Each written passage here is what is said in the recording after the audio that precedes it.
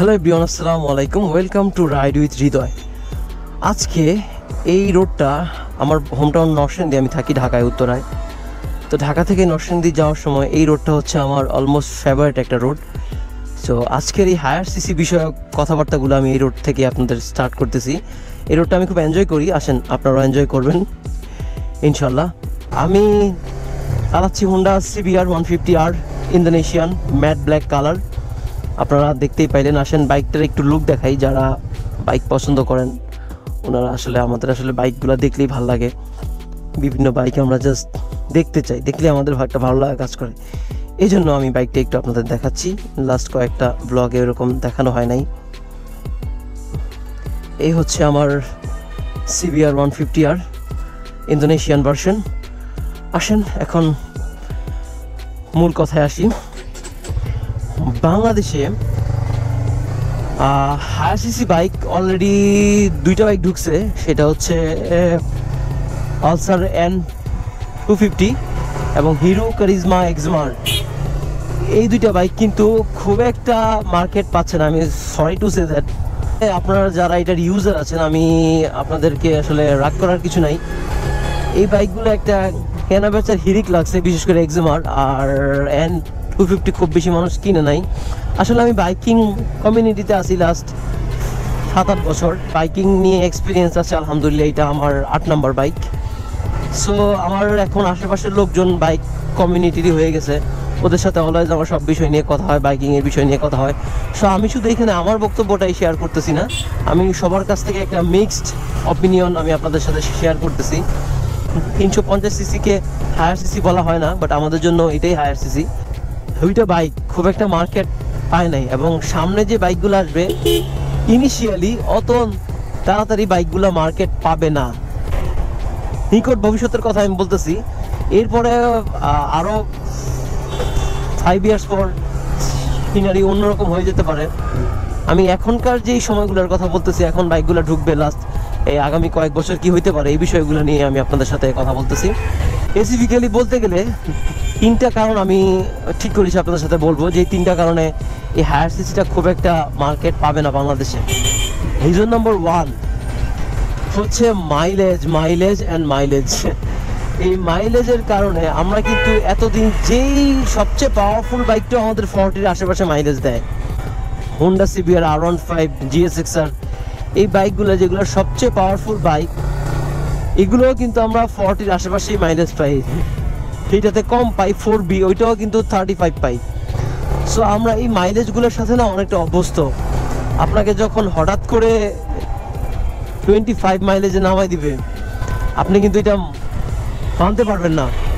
এখন অনেকেই বলতে পারেন এত টাকা দিয়ে বাইক কিনতে পারলে মাইলেজ ইস্যু না, বাট ভাই মাইলেজ ইস্যু। এটা আপনি এককালীন খরচ করছেন, এককালীন খরচের সাথে পার ডে আপনার এটা নিয়ে কনসার্ন, মাইলেজটা নিয়ে এটা আপনি এককালীন খরচ করছেন, হয়ে গেছে, শেষ।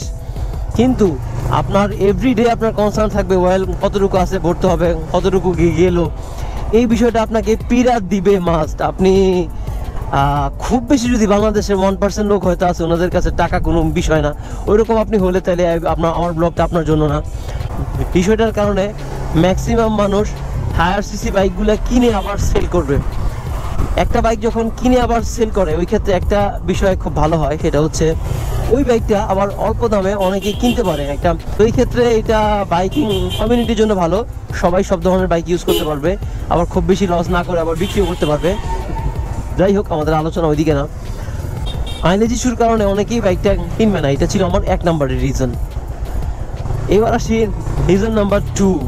বাইকটা মাত্র আসতেছে, এখনো মাত্র 2টা বাইক ঢুকছে, আস্তে আস্তে আসবে, একটা একটা করে ঢুকবে, অনুমোদন আছে, পেপারস ইস্যু আছে। মানে আমরা কিন্তু খুব ইজিলি কোনো কিছু খাই না।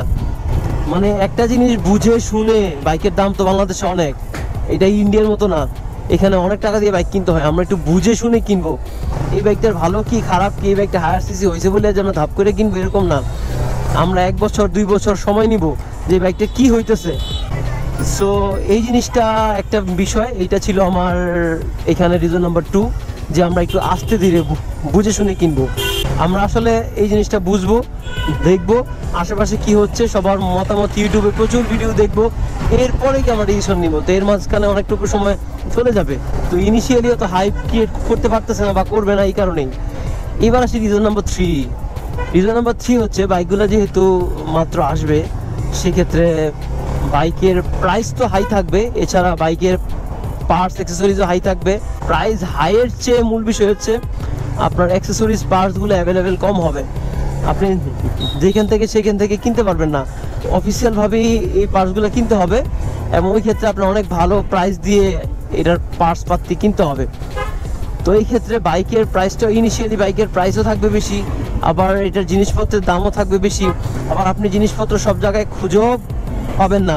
এই সব কিছু মিলিয়ে আমার ছিল রিজন নাম্বার 3, এই হায়ার সিসি বাইকগুলো মানুষ এখন কেন কিনবে না। যাই হোক, এই 3টা বিষয় আপনাদের সাথে শেয়ার করলাম। এবার আসেন ছোট্ট করে একটু বলি, এরপরও এই বাইকগুলা কিছু মানুষ কিনবে, বিক্রি হবে, আমিই কিনবো। এই নেগেটিভ কথাগুলো বলার পর আমি কেন কিনবো এবং কিছু মানুষ কেন কিনবে, ওই বিষয়গুলো একটু শেয়ার করি আপনাদের সাথে। আসলে একটা বাইক একটা প্রেস্টিজিয়াস ইস্যু অনেকের কাছে। আমি একটু দামি বাইক ইউজ করব, আমি সবাই 150, আমারটা 350, 250 বা 300, এই বাইকে আমি একটা ডিফারেন্স, মানে আমি সবার থেকে আলাদা। এই সিবিআর মানে একটু প্রাইসফুল বাইকের মধ্যে সবচেয়ে কম, কিন্তু এই বাইকটাও অ্যাভেলেবেল অনেক। সো ওই বাইকগুলা অ্যাভেলেবেল থাকবে অনেক কম, এগুলার এই জন্য প্রেস্টিজ শো করার জন্য অনেকে ওই বাইকগুলা কিনবে। এই ক্ষেত্রে অন্য বিষয়গুলো তারা মাথায় রাখবে না। এবার আপনাদের আরেকটা কারণ বলি, কিছু কিছু মানুষের ড্রিম বাইক আছে, যেমন আমার রয়্যাল এনফিল্ড আমার ড্রিম বাইক। বাইকটার এক্সাক্ট পারফরমেন্স কীরকম ওইটাও আমি জানি না, বাইকের পার্টস অ্যাভেলেবেল নাই, ওইগুলা কোনো কিছুই কোনো ইস্যু না। ওই ড্রিম বাইকটা সে কিনবেই, সেটা কেনার সময় এত কিছু ভাববে না। কিনা একটা বাইক কেনার পরে সামহাও সে রান করবে কোনো না কোনোভাবে। বাংলাদেশে পার্টস না পাইলে সে ইম্পোর্টারদের মাধ্যমে আনাবে, ওইটা 1-2% মানুষ করবে। শখের তোল 80 টাকা বলে যে কথাটা, ওইটা এখানে প্রযোজ্য হয়। তো এই ছিল আজকে আপনাদের সাথে বিষয়গুলো শেয়ার করলাম, পাশাপাশি রোডটাও আপনাদের নিয়ে এনজয় করলাম। আর হায়ার সিসি নিয়ে আপনাদের কি মতামত সেটাও আপনারা শেয়ার করতে পারেন আমার সাথে। আসলে আমার ইউটিউব চ্যানেলটা খুবই নতুন, খুবই ছোট, কিন্তু আমার বাইকিং নিয়ে এক্সপিরিয়েন্স, বাইকিং কমিউনিটির সাথে আমি লাস্ট 8-9 বছর ধরে আছি। সো আমার ওই এক্সপিরিয়েন্সগুলোই আপনাদের সাথে শেয়ার করব। আমি মূলত ট্যুর লাভার, আমি বিভিন্ন জায়গায় দেশের বাইরে ট্যুর করব। সো এইটার জন্য আমি অন্যান্য যে প্রিপারেশনগুলো এগুলো নিচ্ছি। শীঘ্রই আপনারা ট্যুরিং ভিডিওগুলো দেখতে পাবেন আমার চ্যানেলে। সো আমার চ্যানেলটার সাথে থাকবেন। আমি খুব বেশি সাবস্ক্রাইব, লাইক, কমেন্ট করেন এগুলো আমি বলি না, কোনো ভিডিওতে বলবো না। আর এখন আমি টুকটাক যেহেতু বাইক নিয়ে আছি, ট্যুর এখনও করতে পারতেছি না, সো এখন আমি বিভিন্ন বাইকের রিভিউ বা বিভিন্ন বাইকিং ইস্যু নিয়ে কথা বলতেছি। So thank you for watching. আল্লাহ হাফেজ।